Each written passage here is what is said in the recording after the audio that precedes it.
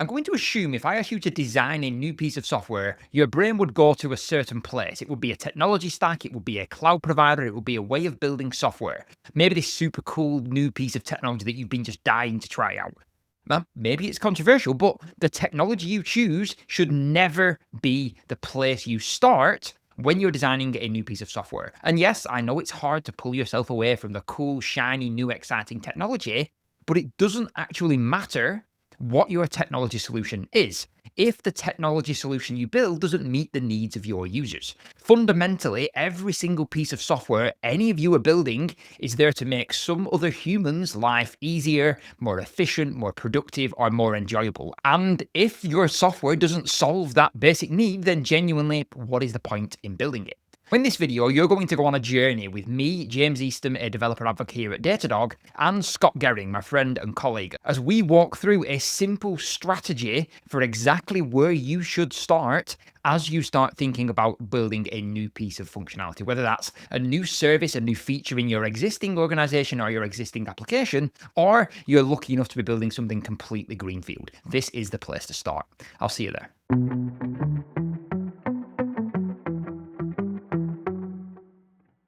What exactly is the problem we're trying to solve today, Scott? So if you've been to any Datadog events before, like Dash or our summits, you'll have seen that there are stickers that we like to give away. And these tend to be our mascot, Bits the dog, in all sorts of exciting situations like trading shares or wearing an Australian hat. We figured that we as a company could do a better job sharing these with you. And we want to do that with this app that we've been tentatively calling Stickerlandia. If there's one thing that developers love more than coding, it's collecting stickers. So let's make it a fun pastime to collect Datadog stickers. If you've completed a course, attended an event, or even spoken at an event, have a sticker for that. You can display these in your profile online for posterity, and longer term, the idea is that you'll be able to bring them to events like Dash and print them out with us at a stand. To build this, we're going to need to be able to store the stickers, the users, track events in internal systems like our training provider, all sorts of typical modern application development stuff. Nice. It's this kind of position where I'd like to pick my laptop up and show the number of stickers on the back of my laptop and the variety of Datadog bits type scenarios that I've ended up with. Yeah, but I mean, it sounds like there's a business problem there, right? It sounds like there's like a bit of software that could quite happily do that. And how do you design and break down a system in a really meaningful way that actually makes sense, regardless if you're building monolithic or microservices? And the thing we're going to talk about today, the idea of domain storytelling. And domain storytelling is something that can help you understand your system better. And at the core of this idea of domain storytelling is this idea of actors or users. These are the actual people or the users who are going to interact with the system. These users or actors interact with work items, actual things in the system. And then you've got the systems themselves, the back-end systems that are actually doing certain things, performing certain pieces of functionality. And throughout this first video, we want to show to you the idea of domain storytelling and how you can all use that to actually break down your system. So I feel like a good way to do this, Scott, and if you disagree, then please shout, is that you can kind of play the role of domain expert and I can play the role of domain modeler. Does that sound kind of good to you? Yeah, I think that'll work well. It's also interesting, just kind of as an aside, I think that normally when you would do this sort of thing, you would have an existing business domain, like you'd be at an enterprise or something, you have some document processing process, and you would be talking to them to discover how it works. In this case, we both have a very similar idea of what we're trying to build and how it should work. And this is both an effective way of modeling that, hopefully, and also a way of making sure that we agree about what we think we're trying to build. So it's like subtly different. It'll be interesting. Yeah, absolutely. I agree. So where do we start? Where does the user journey of a typical user of Stickerlandia start? Because that's kind of how you do this domain storytelling thing. We'll actually work through the different user journeys in the system. I think that it would, I mean, we have lots of ideas in mind here, but I think it would make sense to start with kind of the capstone thing, which will be somebody comes to us at a stand that we are running at Dash, like kind of our flagship summit in New York every year, and they have a sticker that they would like to print out. Okay. How would you define us? Would this be like a Datadog staff member or something, I assume, like someone at the booth? I think realistically, it'll be us, the two of us initially for the first part. After that, hopefully it's a role that can be fulfilled by any enthusiastic Stickerlander contributor Jim. from within So, Datadog. I mean, that works for me for the moment. It's just not very scalable. yeah. So what do we say? James and Scott. So this is, I guess, from what I think you just said, the work item, if you will, is going to be a sticker, right? I think that seems fair enough. Yeah. We've got a Datadog user, let's say, asks to print sticker from cool. Anyway, so we've got a user who is asking to print a sticker from James and Scott, which is not very scalable, as we just discussed. Perfect. And I think there's kind of two cases that they could be in. Maybe we can pick one of them and chase it through. One would be that they are an existing Stickerlandia enthusiast. So they've got an account that they've set up externally to the event. They've been given stickers for maybe attending other events or speaking at a conference, and they would like to print those. The other would be that they come up to us and say, hey, I see this thing. I see you have stickers. I want stickers. What are we doing now? And that would kick off a whole sign up thing and potentially awarding of stickers from the particular event. I defer to you to say which one you kind of want to start. Maybe we go with the second one, just because that flow of a user coming to Stickerlandia for the first time would be the same if they were at an event or not at an event, right? That sounds like a more core end-to-end journey as opposed to jumping straight in at, hey, you've already got an account. Certainly. And I think in early days, before you've achieved global dominance with Stickerlandia, it's more realistic that they'll come up to us with no idea of what it is that we're doing. That seems reasonable. So what would they usually do next then? So they've asked me and you to print a sticker. Cool. So we would go back to them and say, hey, do you have an account to log in? And they will say no. And then we'll say, cool, you need to sign up for Stickerlandia. Here is a computer that we have made available to you just over here. Create yourself an account. Cool. So at that point, a user is going to come along and so they're going to need an account. And the user will, I guess, sign up for an account on Stickerlandia. So we've got our Stickerlandia system there. Yeah, exactly. And in response to that, I think we would want to give them both a sticker for signing up to Stickerlandia. So like, welcome to Stickerlandia. Here's probably Bits, the Datadog mascot, in his most neutral form, or maybe a Stickerlandia specific initial welcome one. So then I guess we would say that Stickerlandia assigns welcome sticker or something, maybe. I like that sticker. Assigns a welcome sticker to. I wonder if this will work. Can we go from a work item to a work item? Yeah, we can. What'd call that? Now we're designing. User asks to print a sticker from me and you. We tell them you need to sign up for an account on Stickerlandia, and at that point, Stickerlandia assigns a welcome sticker to the account. I think it probably also assigns an event-specific sticker. And then there's kind of an interesting question of how that happens.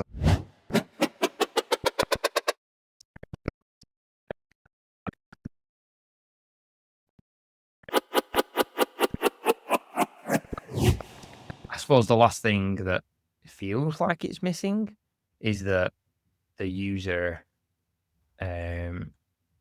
collects exactly sticker from our fax machine printer.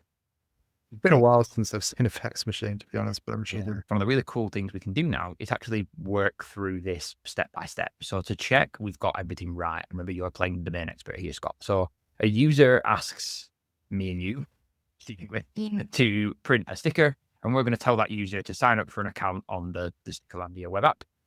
The Stickerlandia web app is going to be running at a Datadog event because this is where the user is. I guess this could equally just be like a web app that's running at any time that a user could sign up for, but for the purposes of this user journey, we're saying we're at an event.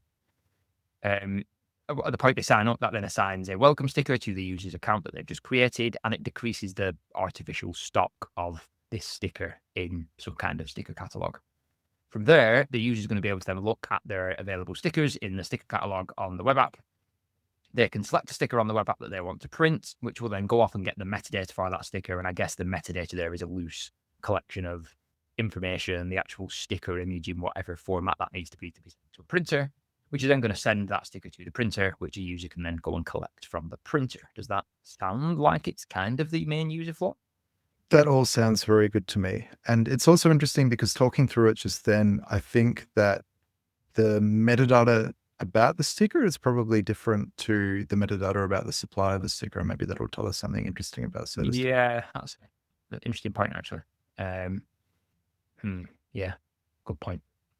So the one last little tidbit of informational things that you can do with domain storytelling that's kind of cool is obviously one of the common things that comes with designing modern software is how you should actually structure the system, how you should, whether you're building a monolith, whether you're building microservices, you're going to want some element of modularity or separation between the different bits of your system. So what you can actually do with this domain story that you end up with, and we both fully acknowledge that this is kind of a simplified, quick demonstration process, and yours may well be more complicated than this, is that you can actually start to overlay service boundaries on top of this. So I think like really, and this might get into some really weird shaped boxes here, but I think like broadly speaking, there's this thing about an account in the middle here, isn't there? So we've got this idea of a user and this idea of an account, which I think we can probably broadly call like users or accounts or user service. Like we've got this element of users need to create an account, right? Yeah, absolutely. And I mean, this is also a common architectural pattern that you would expect to pop out. So it's reassuring to see that there's a bit of Yeah. a Yeah. spatial consistency there. Yeah. And we've also got this idea of events, right? I think that seems to be like a pretty clear.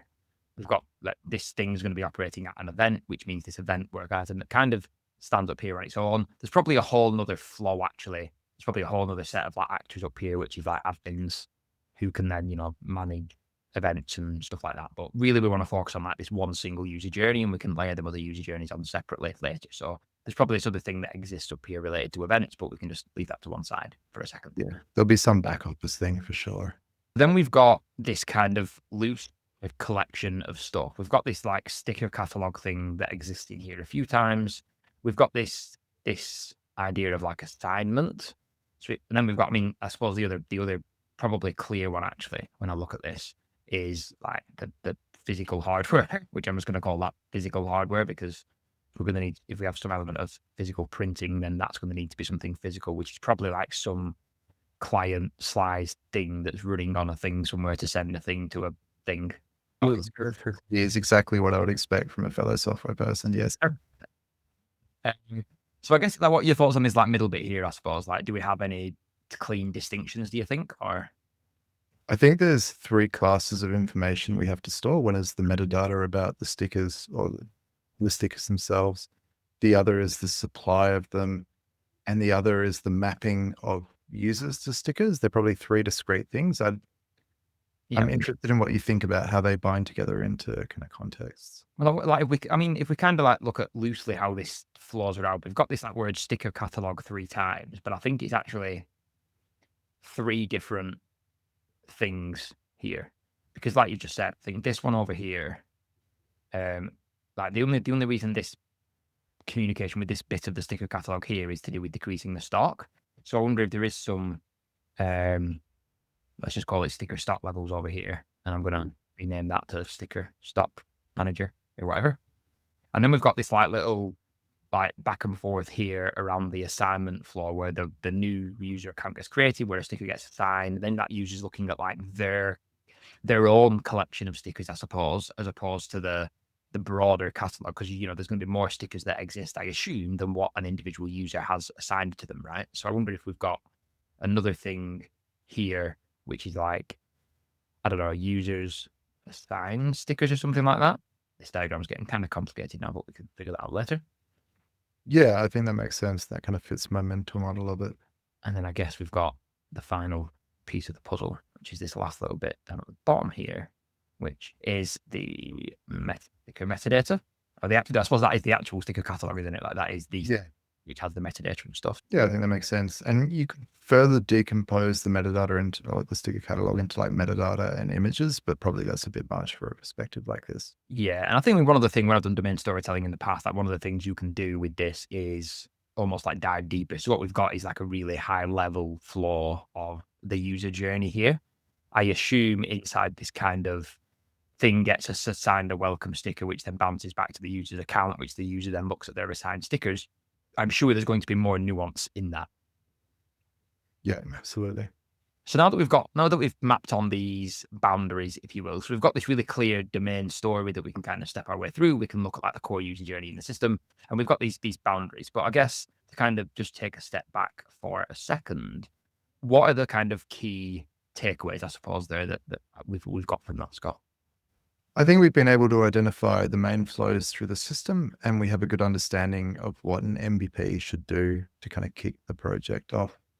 We've also kind of roughly overlaid the domain boundaries on top of the interactions, although I think we need to dive deeper and tease out a few more of the flows probably to try and find some behavior that's really orthogonal to what we've already modeled to convince ourselves that we're anywhere near a service decomposition, basically. Maybe this is somewhere where event storming would be super useful because it pulls out a much lower level of detail and forces you to think about the coupling between the components. I think it's also been a good way for us to make sure that we're on the same page and you haven't said, but that's wrong anytime. And that bodes well. It definitely does. And I think, yeah, the call out of event storming is a particularly good one, Matt. I think maybe that's what we should cover next, because I think, like you said, this is quite a high level, quite a domain level story of how this thing should work. It doesn't really give us much to go on as far as like technical details, apart from this like loose idea of maybe these are the boundaries. So yeah, I do think an event storm could be the best thing to come next. And we'd love to hear all of your thoughts, actually. All of you listening, have you used domain storytelling? Do you use other tactics or other practices when you're making sure you're building the right thing before you decide you want to build the thing right? So let us know in the comments if you've got any other thoughts on the ways you design system, or if you want to call out and shout at Ian Scott and say, hey, you should have done this instead of that. We are up for that as well. If you've enjoyed this video, then we'd love to see you subscribe to the channel. We've been creating these videos on a roughly weekly cadence. We're releasing these, covering a whole variety of different things related to modern software engineering. If you haven't enjoyed the video, then, well, thank you for sticking around. Anyway, it's great to see you here at the end of the video, and we will both see you in the next one.